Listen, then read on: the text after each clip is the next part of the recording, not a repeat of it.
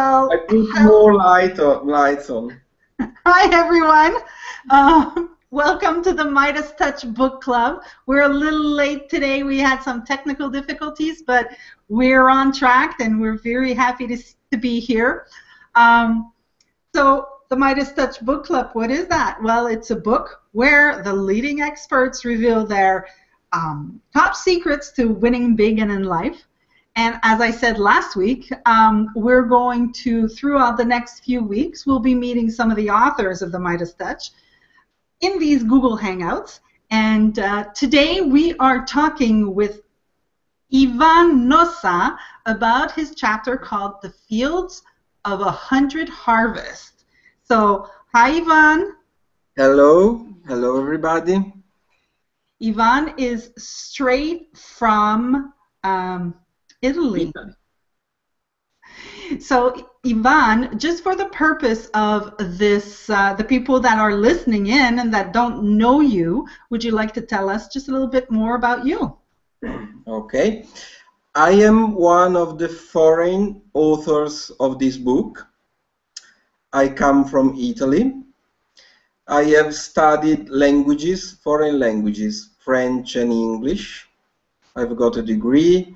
I've started teaching when I was after university, and then I decided to open my small business that is still alive, and it's a language school and a translation agency.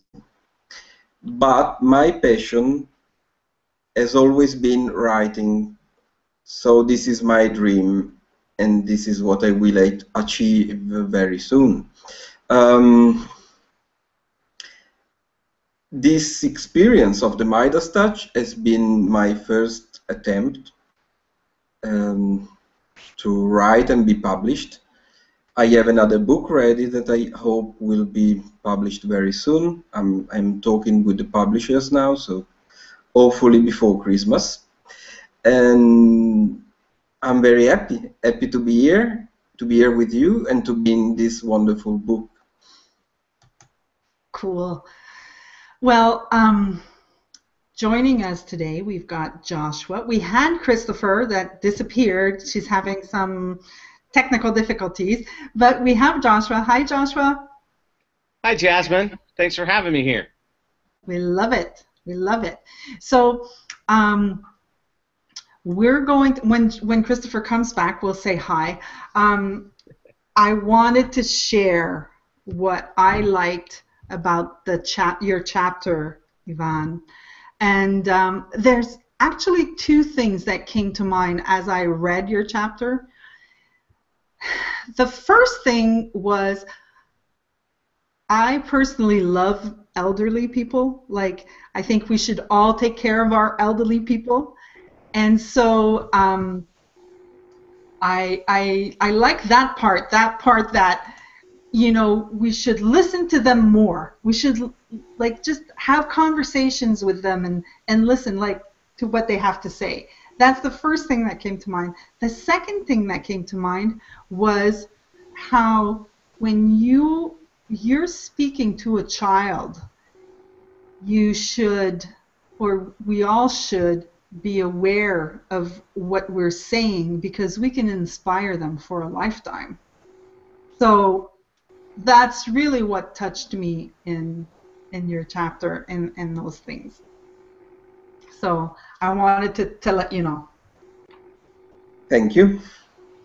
Most of the people, when I read this story, because my chapter is a bit different from the others, because it is a story, a fiction. It is not real. Even most of the people, when they read it, they think that I'm talking about my grandfather, but I'm not. It is just a fictional story that has helped me to explain what I believe is very important in life, that is gratitude and love for life. And from there on, you know, you will start to see many things happen. So this is why I just choose an old man, because I think, as you said, Jasmine, we have a lot to learn. by people who have already traveled in this world, you know. Mm-hmm. What about you, Joshua? Well, I find the story that, and I read it, and it brings tears to my eyes. It reminds me of my grandfather, you know, in a way. And my grandfather was a very loving, kind, caring, giving, stoic, strong man. You know, he actually grew up deaf, and so he had, you know, he had to deal with he would never call them a disability, but he had to grow up with disabilities and the prejudices and stuff behind that. But that didn't make him bitter, it made him better. And so as I read this story, I think of my grandfather, and it makes me feel like I'm crawling in his lap and I'm talking to him. And part of who I am is obviously part of, you know, of my grandfather's influence. And the interesting thing about what you said, Jasmine, with that about, you know, we can learn a lot from our elderly. Uh, I think on the other side too, we can learn a lot from our elderly, and we can learn a lot from our kids. And you put them together, and they are the most wise beings on the planet. I mean, it is just, it's amazing. And, you know, it just happens that my father was in town this last weekend. And so it stirring up emotions and stuff within me. And, you know, I live my life as positive as I can. I want to be a positive influence. I want to help and do things. And stories like this are stories I want to read to my children, and I want them to understand, and I want them to get. So, you know, Ivan, your story is just beautiful, and I absolutely love it, and I think it's fantastic. And keep writing, please. Keep Yeah. writing. It comes straight from my other book that I was telling you about that I hope will be published before Christmas.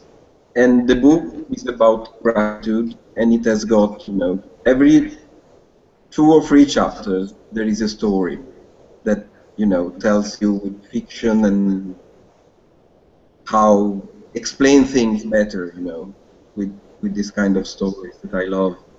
And funnily enough, I have never met my grandfathers, never knew them, none of them. Um, Maybe without knowing it, this could have been a way to, you know, get in touch with them. You know, my inner part probably brought me to write about my grandfather, even if I haven't met him, you know. Mm. Hmm. Christopher. Hi. What did you think of You know, Ivan, I loved your story so much. It moved me to tears also. Um, Gratitude, of course, is one of the greatest offerings we can bring. But I think it speaks to so many, you know, with that connection to the elders and, you know, Joshua, I agree, to the children as well. And I actually was really blessed. I grew up with my grandparents. And so the story, I'm getting goosebumps everywhere. The story was so amazing to me because it took me to different things. My grandmother loved her garden. And in later years, I was up in the kitchen with my grandfather who had suffered a really bad stroke. And I looked down at the garden and she's laid out in the garden. I'm like, oh my God, it's so cramming. And we go running down to like help her. And she's laying flat on her back and her hand is behind her. And I said, oh, are you all right? She says, oh, I'm fine, dearie. It's easier to pull the weeds like this. And you're like, you know, you fall in, you can't get up, so you do what you can, you know. It was beautiful, but interestingly enough, I was like that kid that when the time was coming, I would go and spend days with her asking her all these questions because, you know, as an elder and from such a different time without technology and all of that, you know, as please share all your stories, you know, share how you had such a great and wonderful life and you know, she was play in the garden, you know, and get your hands in the dirt. And she was very affluent, but she'd be out there with her big baubles, gardening with her hands and just connecting with the earth. And you know, gratitude was one of her biggest messages. So, Ivan, your story, like I still goosebumps everywhere. It just rang to me and it sang to my heart, and it is so eloquently written. I feel blessed to be part of the book that you're in. Thank you. Um, it is interesting how life always goes into circles.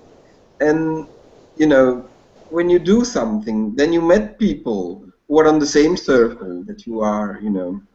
I don't know if I'm clear about it, but, you know, what happened to Joshua, to Christopher, about their grandparents, and, you know, it is never by chance that we meet and we read each other's stories.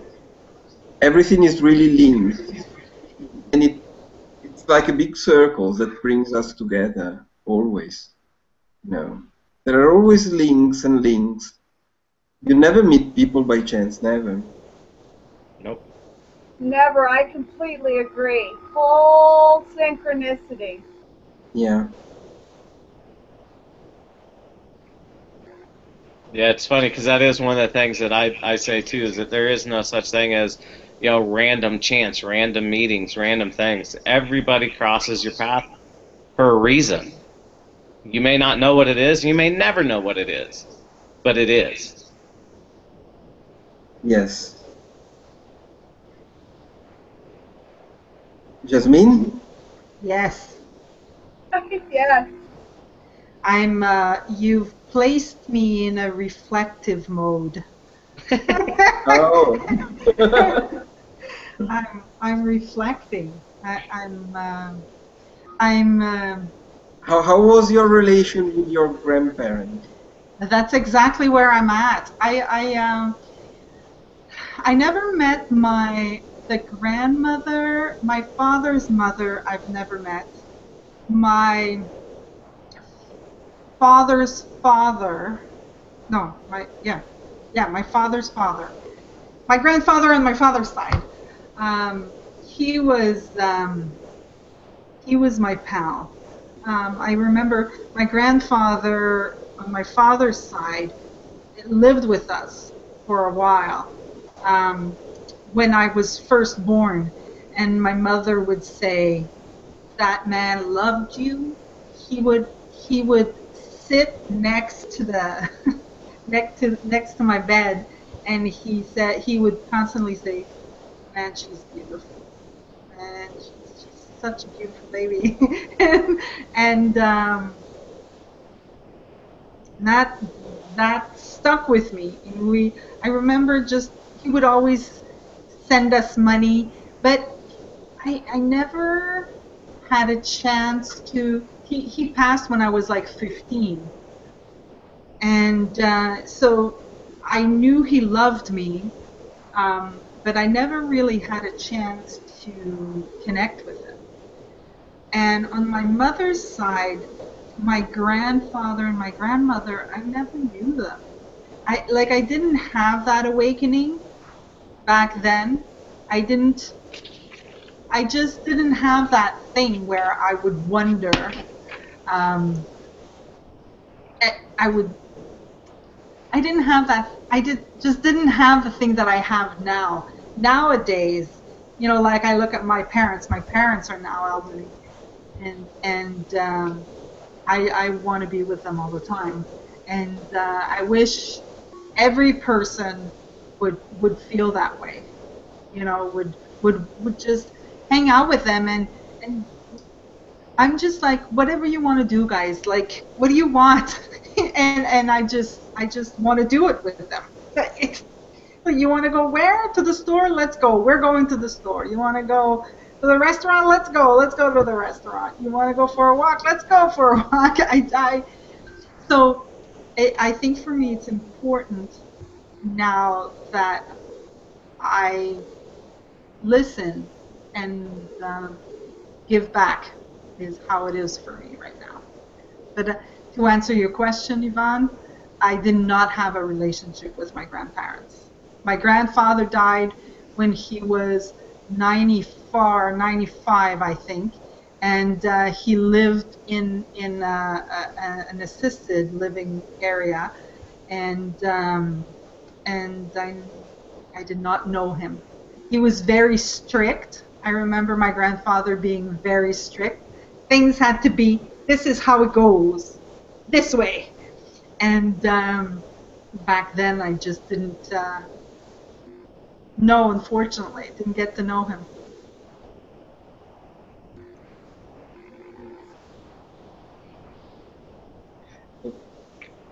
What this story is about also is something that we also share when we talk about the law of attraction, is that when you, like this grandfather, he loved these, vegetables and whatever he grew, and he received much more back, So when you love, when you give love, this is what the story is about, you get much more love in return. And the same applies to all fields of life, I believe. As much as you give, you will get in return. Because if you just let go what you have inside, what you... Yeah, it's all about love, basically, in all fields of life. Even when we talk about money and success, isn't it all about love at the end? I mean, if you love what you do, if you care for your success, for your job, for your family, you will get much, much more. You will see the miracles really in your life multiply. And you do something. This is what I'm experiencing.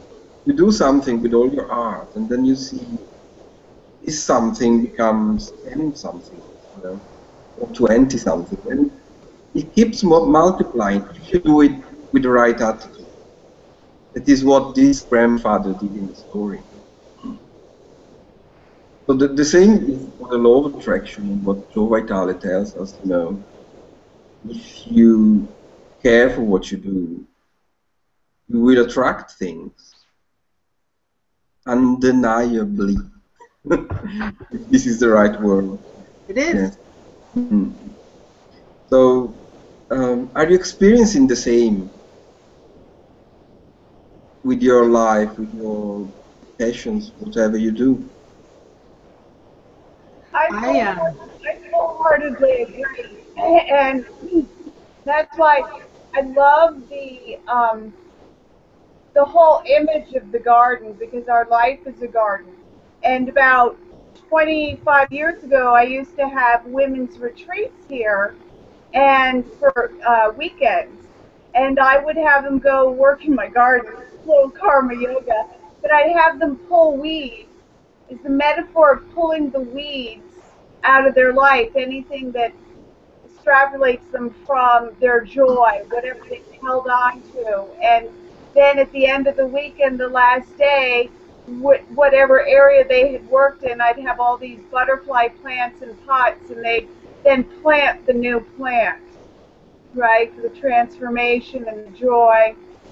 And they would then take one home to nurture, in metaphor that's how they were nurturing their life for that which they desired, and releasing that which no longer served them, to move more into a place of joy, of course, gratitude, and being that which you want to see in the world. And that's one of the greatest things, and one of my greatest, most favorite quotes from Gandhi is, be the change you want to see in the world. Well, if you want the world around you to change, you need to do the work. You need to clean, you need to weed out your garden. You need to get balanced and find out that connection of your heart and your higher, the higher part of your knowing, right? So that you can live more harmoniously. And you live more harmoniously in gratitude, everything else just flows and comes to you. And that's you know, Ivan, what grandfather was telling the child, you know, and it's so beautiful. I mean, again, so moved, and it brought up for me so many memories having grown up with my grandparents and what a treat that was because I got different lessons than I would have from regular you know, from parents. And one of my favorite ones is my grandfather was very playful, and he was a big practical joker, and he would torture us with these practical jokes as little girls. And he was so good at storytelling, and he would work you into these practical jokes for days. He would set you up, you know, and it's, oh, it's your idol, your grandfather, you believe everything he says, and then bingo, you know, he's got some big funny thing, and he actually could hold on to it. One of the things he did to me, he held on the truth. It wasn't discovered for about 8 years until I busted him.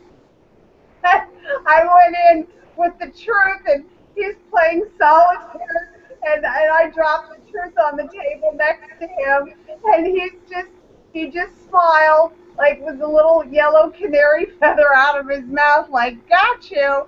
I'm like, 8 years? Talk about a lesson in patience.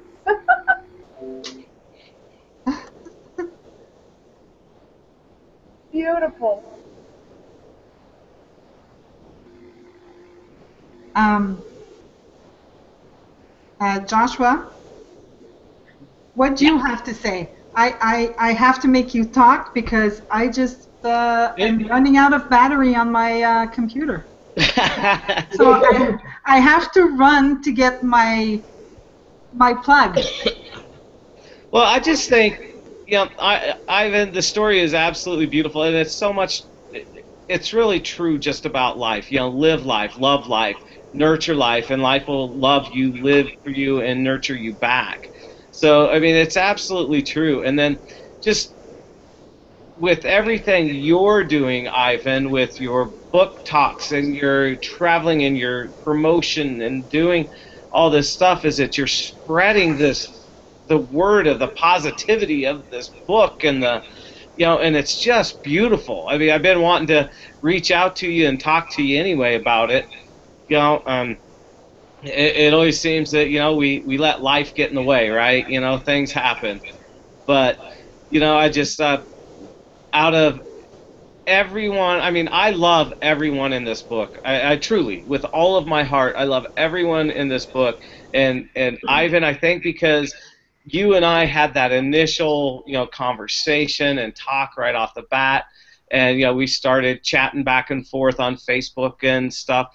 And, you know, and then, you know, your chapter, and there's something in it that just definitely, well, there's something in everybody's chapter that really rings to my heart. But, you know, the comment earlier was like the Four Musketeers here, right? And I think that's so funny because we're pioneering this thing, we are, and we're developing it as we're going on.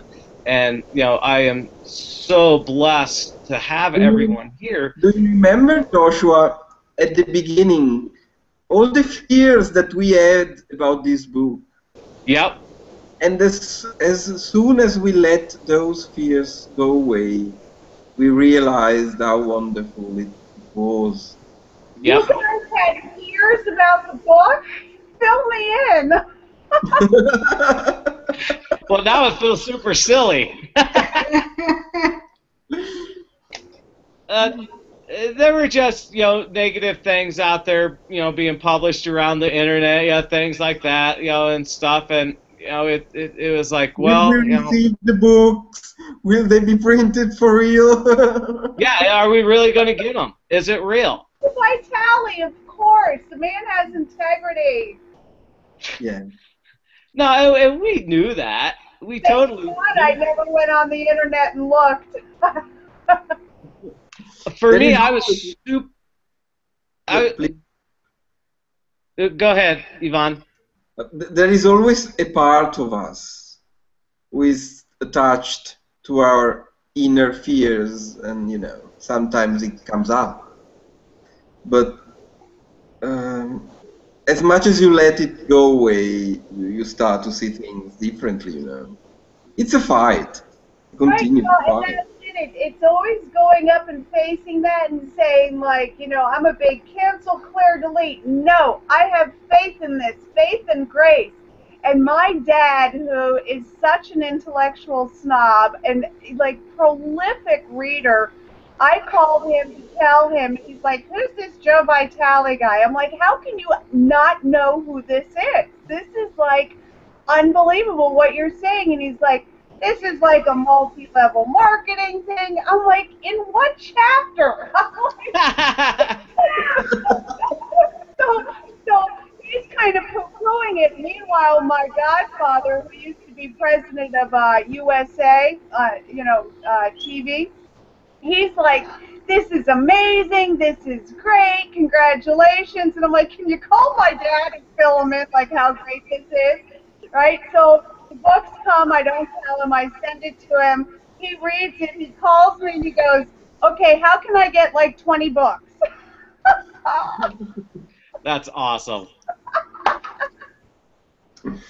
Yeah, I think I agree with you guys. I think that I had fears also. I have to agree with Christopher. I didn't have fears about Joe. I knew if Joe said, we're doing this, we were going to do it. That fear that it would not happen was not there for me. The fear that was there for me was like, I've never written. I'd never written. I knew I was a okay writer, but I never written. That's the one thing. The second thing was I didn't hide. I didn't hide in the writing. So whatever you read, you're actually getting me. So you were being exposed. Maybe your fear was about being like fully exposed. Yes. Beautiful, though. How brave of you. Yes, it was definitely the vulnerability of it, and I think that that definitely scared me. And it's funny because one of the things that is, I have a wall upstairs where I stick words, and I stick, like be the change you want to see in the world is stuck right here next to the place. And I surround myself and remind myself by putting beautiful things. See my beautiful flowers? Actually, it's this way. See my beautiful flowers? It's all about beauty. And one of the things that's stuck in my wall upstairs is I'm here to reign. And people come in and they go, what? What are you talking about, Jasmine? And I was like, well, this is just to remind me that I'm here to reign. So I'm gonna give you the best that I can give you. I'm gonna talk with my heart. Most of the time, I can't promise all of the time, but I will do my best to speak the truth, and whoever listens, I'm here to reign. So some of you will listen to it, and you guys are like fully grown, and it's just helping you grow to most beautiful flowers. And some of you are still in the ground, and you're just right there, and you're about to come and bloom. Some others, I am not going to see it, but it's kind of growing, and some of them it's rocks, and it's just going to not do anything. So this is just to remind me, when I see I'm here to reign, to not stop myself from saying what I want to say. And long live the Queen! So yeah, that's so Yvonne, in that respect, yeah, I quit my job when I was in my 30s, and I said I was miserable. I couldn't believe that I was placed on this earth to be this miserable, and I quit. And I was like, okay, well, no, I don't want to do that anymore. And that's when I decided that, you know, I'm going to do what I love. And to this day, I'm like 15, 20 years later, something like that, I'm still doing it. And I have to remind myself that that's what I want to do, because I could get caught up in doing the I call it, you know, just following the pack, you know, because I could just follow the pack and say, oh, they're going that way, let me go that way. But whether I like it or not, it you know, like following, you don't even ask yourself, do I like this? Do I love this? Is this what I want to do? That's what I feel like following the pack means to me, you know. So I do my best to, like, I love doing this. I think you guys already know. I'm just like that you guys are jumping in and that you're plugging in, and then I have to show you how to do this, how to do that, and then that we create these beautiful things where people can come and listen and get something for themselves, I think is awesome. So, and you know what's funny too is that in 10 years people are going to be going back and watching these. Oh dear Lord. Oh, it's coming. It's coming. I know it is. That's why I laugh about us being the, you know, the initial ones here. Okay, there you go. Now you triggered my fear button. See, I love it. I absolutely love speaking and talking and, you know, sharing and loving and doing all that stuff. So that's, you know, it's just part of who I am. And I know that that's who I am. So it's funny as you talk about the sheep, you know, following the sheep. We've been programmed to believe that following the sheep is safe. You're safer in the flock, right? But that's just a programming. Yeah, I've never been in a flock, so I'm an alpha of an actual pack. You lead the flock. Yeah, it's just fun watching and seeing, and just wait until we're watching each other grow. Right? And, How fun is that? oh, it's exciting. It's very exciting. And Ivan, I wanted to get back to you for a second because I think, you know, I have a few people in mind now that I have to actually gift your book, our book to, because of your chapter. You know, there's a odd selfishness that goes on when people who are married aren't getting along, and then they like pick a bone with one of the elders, one of the grandparents. And I have this one particular couple, and she has actually denied access to the grandmother to the child. And I keep saying, send this woman to me. I need to speak to her because this is so wrong on so many levels. That child needs its grandparent, and it's the only grandparent here. And she's denying that relationship. And to me, that's just already imprinting toxicity on a precious child that should have a relationship with its elder, with its grandparent. And I think I'm going to let you know how it goes, Ivan, because I'm going to get that book today or tomorrow. Just kind of recommend your chapter subtly, like, oh, I think it might be really good for you to read. Thank you. And I'll keep you posted, so we'll see if it makes a difference. Thank you. Yes. No, thank you. Last week, I received a very good compliment for our book from a friend of mine who I think is one of the most special person I've ever met. I don't see her often, but when we meet, it's always special, you know.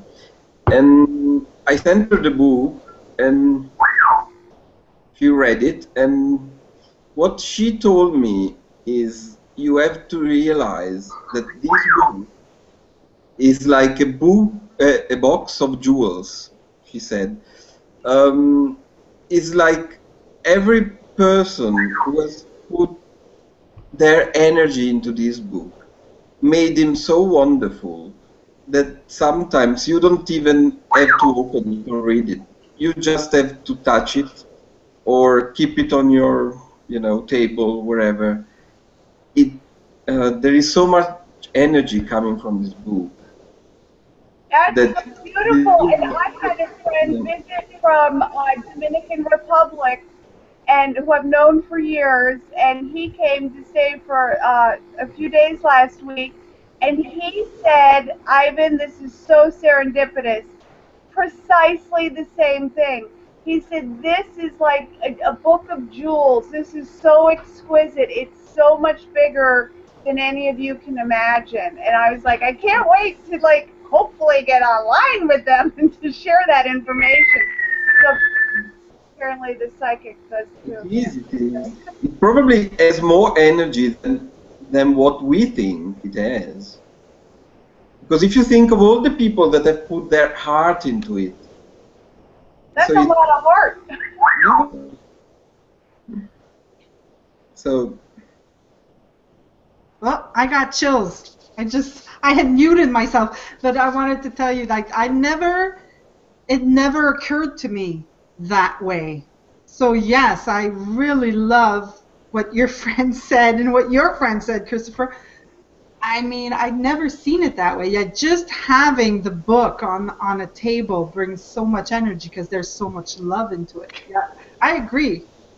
And you know what I love is because the chapters are small, books that have daily inspirations and the one you read that day is perfect for that day. Well, because the chapters are so beautifully succinct with all that heartfelt message, someone can just leave it there and pick it up at any time and say, okay, and read it and go, oh my gosh, that's perfect for what I needed today.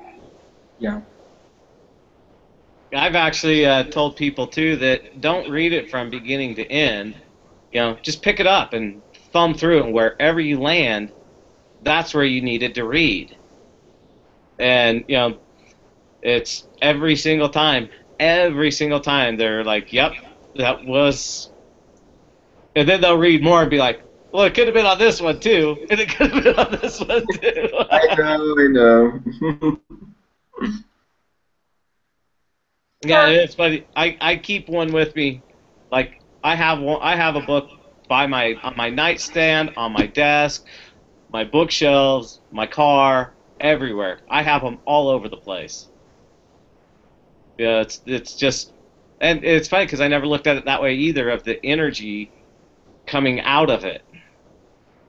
And it's like, well, and now it's kind of like, well, duh, that makes sense. I know, that's how I felt when I got sorry guys, when I got that message from him, when he told me that, I'm like, really? Cool. And I'm like, well, that kind of makes sense, doesn't it? Yeah. And I love keeping the books in the car because I believe they do have their own life to them. And because I just drive wherever I'm supposed to drive to without, knowing the direction I'm going to go in, so I land where I'm supposed to, those books actually end up, because they're in the car, they're available, like the story I post about running into the homeless guy, and he'd been praying for some sort of inspiration and blah, blah, blah, and I'm like, this is perfect. I didn't even plan to go out, I just ran out to get soup, and I'm like, I got some for you in the car.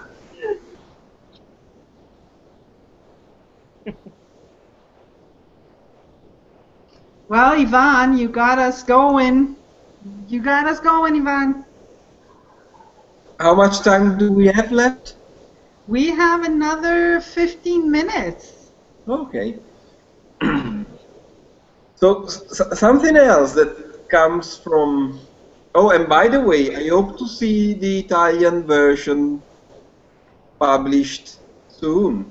Oh, great. Do you know if they started translating it? Do you know? No. I haven't got an answer yet, but there are for the moment, there are 3 publishers who are interested But you know, it takes a lot of time because they have to read it, then they have their meetings, then they have to decide what to publish, and then it's not really quick, but sooner or later there will be an Italian version of the book. Also French would be great. There's going to be a French one too, I'm sure. Yeah. In Spanish. Spanish, of course. Yeah, 10 books just went down to Dominican Republic, so I have a lot of friends down there, so. So, Ivan, you've done a lot of work with the media. You've spread the name Yes. quite a bit. So we're very proud of you. I'm sure I'm talking for Joshua and Christopher, but we're very proud of you. Going really well for some reason it is going very well, more than what I expected. But you know, if things have to happen, they happen. I think the message of the book is very strong, and it's, you know, traveling its way, and I don't know, more than what I expected. Because every time I meet someone, I meet a journalist, like, the first time I did an interview for the local newspaper, it wasn't a big one, but they did this very nice article, the one that also Joe uses for its advertising. And I met this journalist for the first time, and she said to me, you know, I never worked for this newspaper. I just helped them in July because I don't have my other work in July. So by chance it happened that I came to interview you, and at the end of our discussion we became friends, and it was a very, very nice talk. And at the end she said, oh, by the way, my ex-husband is, you know, the manager, and he's organizing this big festival, literature festival. And so I will talk to him about you, and he will surely invite you down, and blah, blah, blah, blah, blah. So I went to this festival. The other interview I did, that will come out next week, another journalist came, and she said, you know, I never worked for this magazine. It just happened that this time, you know, they sent me because, you know, nobody else was available, and so we start talking, and also the, you know, the talk was very nice. We became friends, and we talked about everything. And at the end, she said, you know, my regular job, I work at the radio station, blah, blah, blah, a big one. And so she said, I will talk to my colleague that, you know, has her show in the afternoon, and she will surely call you there, and blah, blah, blah. So every time I meet someone, it's like a link to the next one. And it's really a miracle. I couldn't have done it better by myself. It's just letting things go, and it all began when I started to trust things and life, and then it takes you by the end, and it goes. It's emotional sometimes to see how things go, and now one brings another, and you start to see things that you didn't see before, you couldn't see before. You really start to open your eyes and realize that all these miracles that I'm experiencing now, they were there before as well. They've always been there. It's just me, you know. It's me that I've changed. It's my eyes open, and that's what made the difference. It's not that I was not this lucky before. I've always been lucky. It's just, I just started to look at life and in a different way. And the sooner you start, the sooner you will see these miracles. Because miracles happen every day, in all ways of life. And when you work, even when things appear bad, if you just take a little time and watch back to them and look back, and you understand they were miracles as well. You know, it's just how you see things. It's just the capability to look at things in the right way. And you realize this world is a miracle. Our life is a miracle every time. And this is what this book is helping me to do. And this experience is really allowing me to trust, to let go of my fears and start really trusting life. And things change suddenly. It doesn't take long. And I think I have got this Catholic background. You know, I'm Italian, but now I start to understand when Jesus said, "You don't have eyes to look at things. You don't, you can't see things. You don't have the right eyes, the right look. You know, you don't have the eyes to see things." And that is the truth. You know. The soon we open our arms, we will have the eyes to see what happens around us and how beautiful the world is. It's just eliminating fears and, you know, everything that held us back will change our view of life forever, I guess. I hope. So what do you think?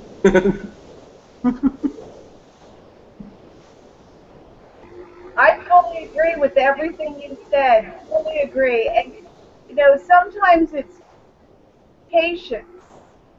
You know, because people, you know, they think they just start doing it and that now it should happen, and it's deliberate, intentional work in a space of love every day, knowing that miracles happen and that everything is a miracle and everything is magical and tied in, just like all of us being tied in this brilliant little jewel box of our Midas Touch book.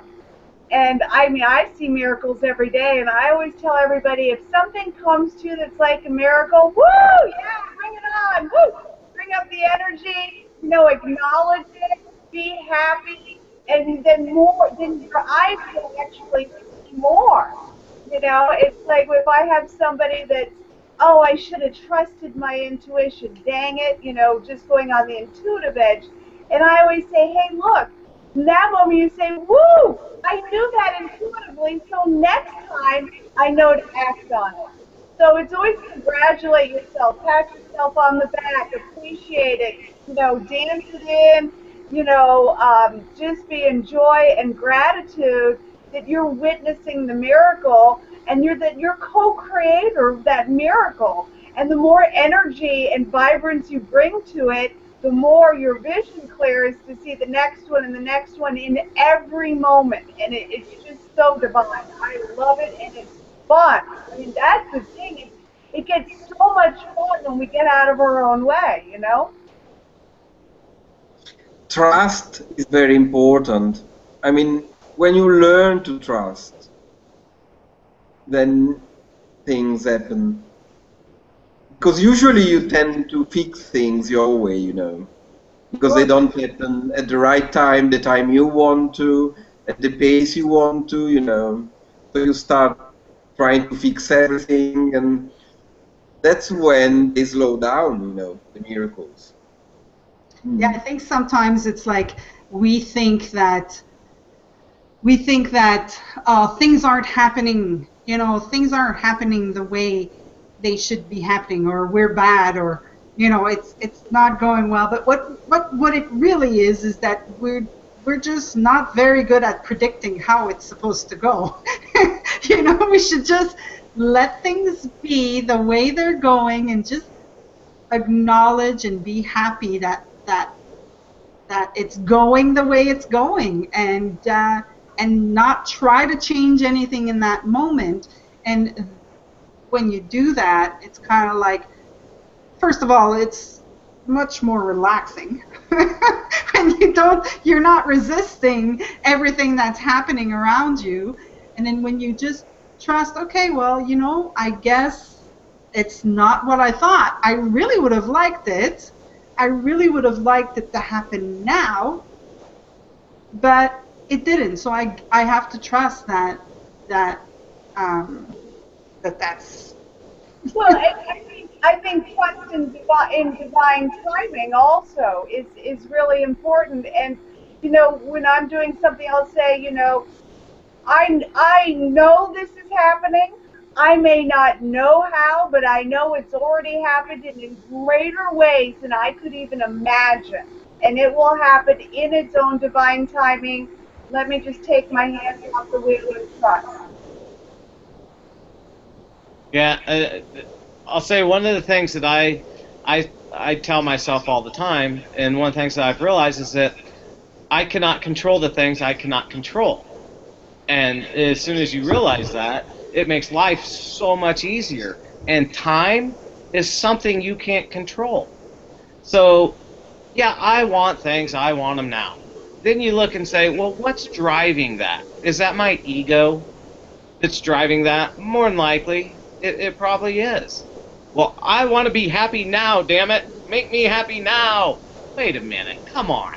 And then you start realizing more that it's when you let go of controlling that, the universe is working with what you're putting out there. And you're putting out resistance, believe it or not, saying, I want this. That's resisting. Look at your arms. It's so funny. So when you release that and you let go of that, and this goes back to a conversation that Ivan and I had months and months and months ago, when we release that of the fear and the anger, and I want it now, I want my books now, damn it, give me my books. Next thing you know, our books are showing up. So yeah, it's those things in life, and I teach my kids this. I teach my dad this. I talk to everybody I can about this. It's the whole, the timing. We have no control over it. And get out of your own head thinking that everything revolves around you. It does not. Even though you may think it's direct correlation to you, it may not be. So, yeah, I get a little passionate and stuff about this, and I love talking about it. And it's funny because I'm listening to Ivan speak, and he draws you in, draws you in, draws you in. Ivan, I see you. I see you. I see you speaking in front of thousands and thousands and thousands of people because people want to listen to you. I see it. It's coming. I agree. I mean, and this is not this isn't a boy, I'd like to see this happen type of thing. Oh no, I'm being told it's happening to you, and it's coming because you have this. Your soul, your being, your aura, you are you, and people are drawn to you, and it's happening. You're seeing it happen right now, and you're sharing it with us, and it's like, I am so drawn into you that it's a beautiful thing. And you're talking about how you meet a lady. Oh, I don't normally write for this paper, and then this, and this happens. Oh, I don't normally write for this, and this happens. It's because you have this just beauty. I'm like watering up. My eyes are watering up. It's so beautiful. It's absolutely beautiful. And I had to share it. Thank you. I'm Italian, but I also have more words to use. You don't need to think about it. When you talk, it just comes to you. It's just beautiful. And this Saturday I will be speaking at this expo thing that is quite huge. And for some reason I've been invited by our main newspaper, the biggest one we have. Yeah, all the reasons that Joshua just said, Ivan. Yeah. I don't know what I'm gonna say, but I'm more confident than the first time. I know words will come to me and it will be okay. I'm also very confident. I trust in you.